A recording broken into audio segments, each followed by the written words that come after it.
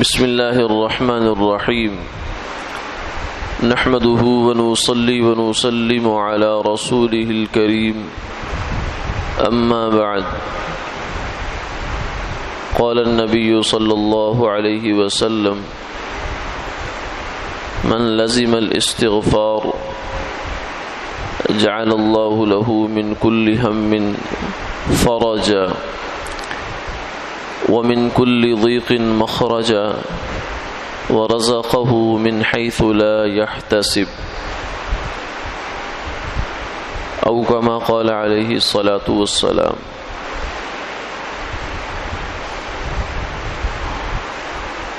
حضور سرور دو عالم صلی اللہ علیہ وسلم نے ارشاد فرمایا، جو بندہ استغفار کو لازم پکڑ لے، اللہ اس کے ساتھ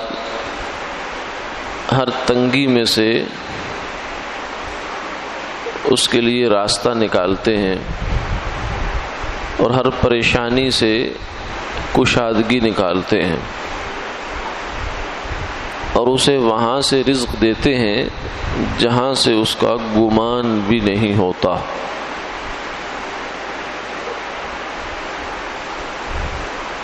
ایک حدیث پاک میں ہے کہ انسان بسا اوقات اپنے کسی عمل کی وجہ سے، کسی گناہ کی وجہ سے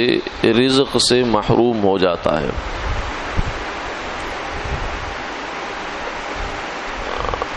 رزق کی تنگی یہ آزمائش بھی ہوتی ہے اللہ کی طرف سے، وَلَنَبْلُوَنَّكُمْ بِشَيْءٍ مِّنَ الْخَوْفِ وَالْجُوعِ وَنَقْصٍ مِّنَ الْأَمْوَالِ وَالْأَنفُسِ وَالثَّمَرَاتِ، ہم تمہیں آزمائیں گے کچھ خوف دے کر، کچھ مال کی تنگی، کچھ پھلوں کی تنگی، کچھ جانوں کی کمی،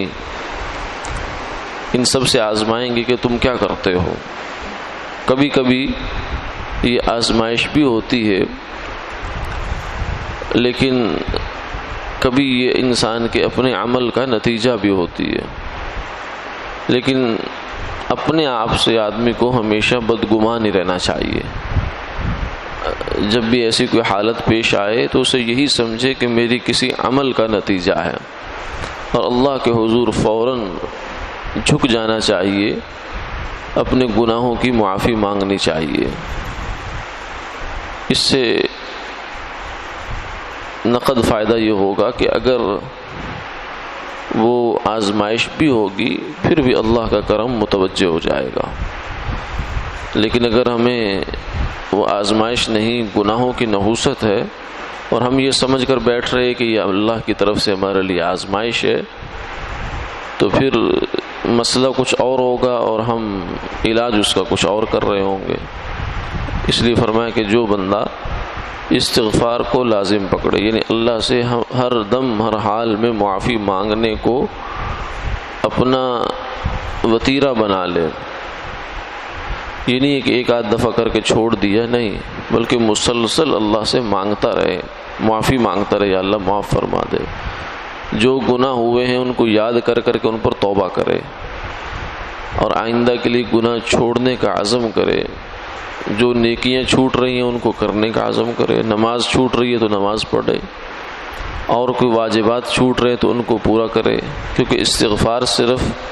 تسبیح پر استغفر اللہ پڑھنے کا نام نہیں ہے،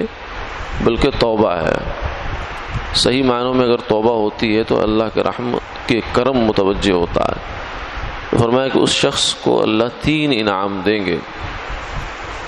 ایک یہ کہ اس کو پریشانی میں سے نجات دے دیں گے، چاہے وہ کسی بھی قسم کی پریشانی ہو، کوئی گھریلو الجھن ہے، رشتہ داروں کی طرف سے ہے، کاروباری حالات کے اوپر آئی ہوئی ہے، اور دوسرا یہ کہ تنگی سے اللہ اس کے لیے راستہ نکالیں گے۔ حالات بہت تنگ ہیں، بجٹ بہت ٹائٹ ہے، لیکن اس میں سے بھی اللہ تعالیٰ ایسے طریقے سے اس کو پالیں گے کہ وہ خود حیران رہ جائے گا۔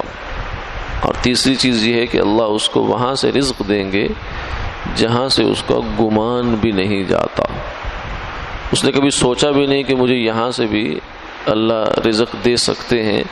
کیونکہ انسان کی سوچ محدود ہے، وہ صرف اپنے وسائل کو سامنے رکھ کے سوچتا ہے،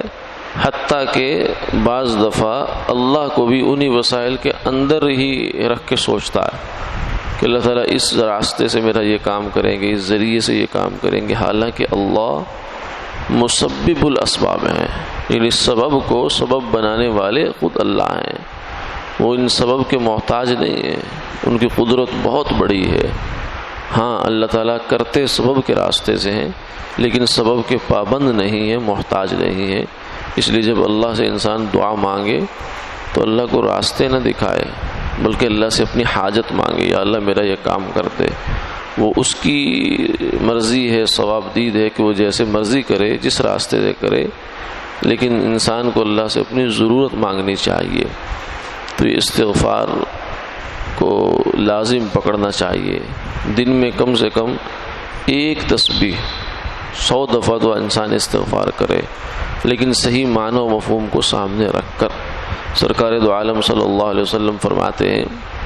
کہ میں بھی اللہ تعالیٰ سے ہر روز 70 دفعہ استغفار کرتا ہوں۔ اس کی وجہ یہ نہیں کہ ان کے ذمہ خدا نہ خواستہ گناہ تھے، نہیں، وہ تو گناہوں سے پاک صاف معصوم ہستیاں ہیں انبیاء علیہ السلام کی۔ درجات کی بلندی، یعنی ایک دن جو آپ کا درجہ اللہ کے قرب کا آپ کو حاصل تھا، دوسرے دن اس سے زیادہ، پھر اس سے زیادہ، پھر اس سے زیادہ، تو پچھلے درجے کو دیکھ کر جو دل پر ایک کیفیت پیدا ہوتی ہے، اس کو ختم کرنے کے لیے آپ صلی اللہ علیہ وسلم استغفار فرمایا کرتے تھے۔ تو جب اتنے بڑے بڑے حضرات استغفار کریں